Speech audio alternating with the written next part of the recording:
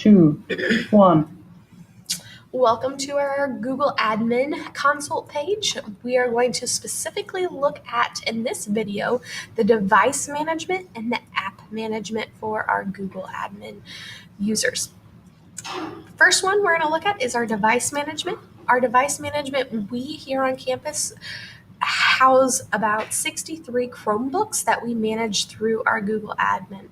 It's really nice because you can, under our Chrome settings, you can filter each user and what they have access to. So you have, of course, your user settings, but also your app management side of it as well. So example, under our user settings, we have specific settings set for our students and specific settings set for our faculty. Here is where you can really control what they are able to do within their Google account, whether it is something as simple as their avatar to wallpaper, to what pops up in their homepage, to what they have access to, what they can print, what they can search, what websites they can do. You name it, you pretty much have control under their Chrome settings in the user account. We typically use this a lot too, especially for our student managed Chromebooks.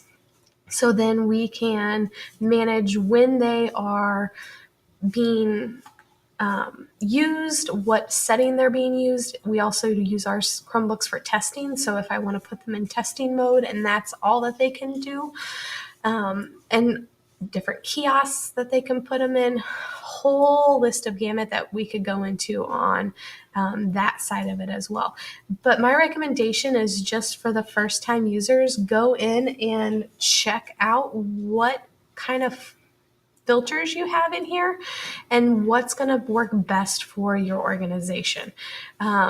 Sometimes my recommendation is just leave it alone, and as you come across situations, then you can adjust those settings as situations arise, or you can be proactive and adjust those settings if you have time to kind of dive into each one of these.